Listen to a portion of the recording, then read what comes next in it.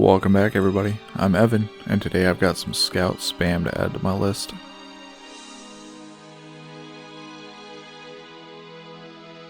I've already laid down Stynylrez black, working up to Stynylrez white from the top.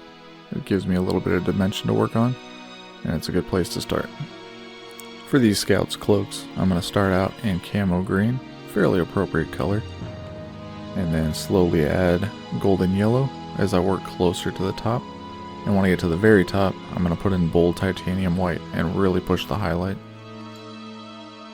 In order to get the armor panels, I'm going to start with burnt red, and then I'll glaze in bold pyrrole red on the upper surfaces.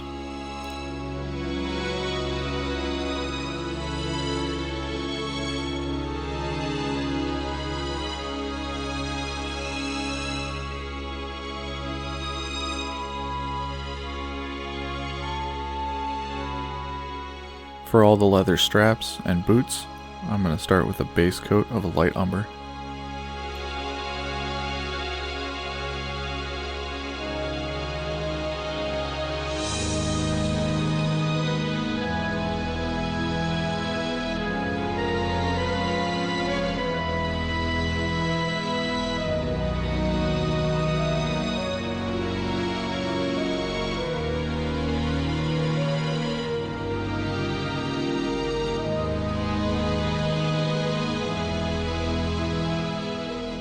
For the cloaks, in order to get this camo pattern, I'm going to start with dots of black.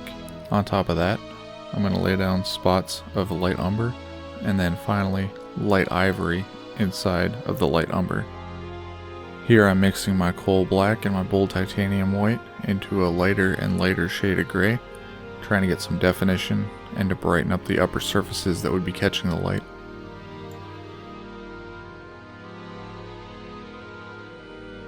For the cloaks, the real key is not to be looking for a pattern, not to be making sure that you got the right number of dots in an area. If it gets too uniform, your eye is gonna know.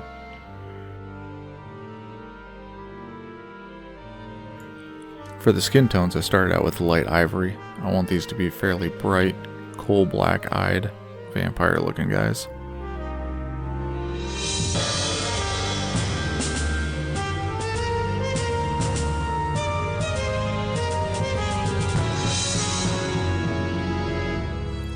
Now that I've got the cloaks done, I'm going to come back over it with gloss Nuln Oil.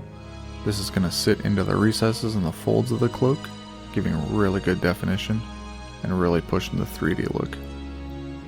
In order to give more visual interest to the faces, I'm getting some purple washes and thinning those down with X20 thinner, and I'm going to lay that into all the recesses. Here you can see that bold pyrrole red getting layered on, just to help increase the brightness of the upper surface. One of the things that I really enjoy about this model is the rifle, but I really didn't like how long it was, so I grabbed my clippers, cut them down, reattached them, and we came out with much more of a stubby rifle, which in my opinion looks a lot better. What do you guys think? You prefer the long barrel or the short barrel?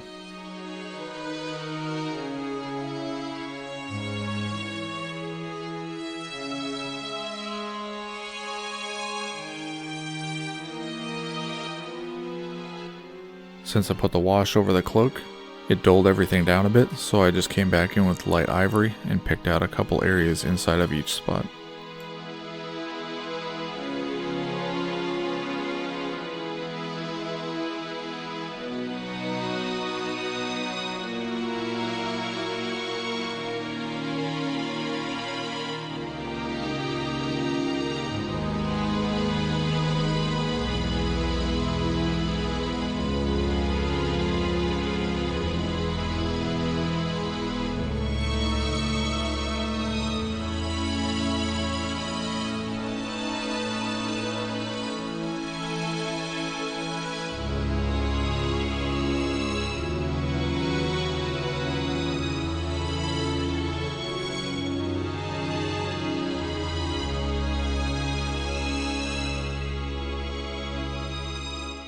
For all the copper and the leather areas, I'm going to come back in with Agrax Earthshade and do a similar thing to what I did with Nuln Oil.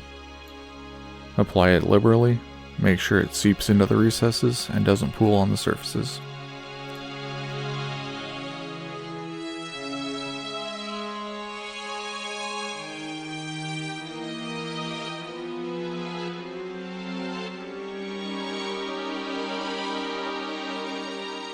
For all the lenses on the rifles and on the heads, I came in with Pro Acryl Purple and then gradually increased the amount of white in smaller and smaller areas.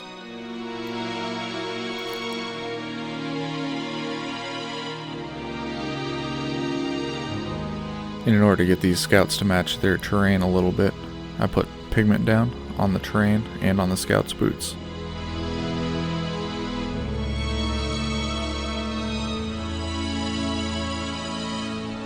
One of the best things about these powders is it really helps blend your model into the base. You can see here that it gets on the cloaks, gets on the base, and it really makes them look like they belong.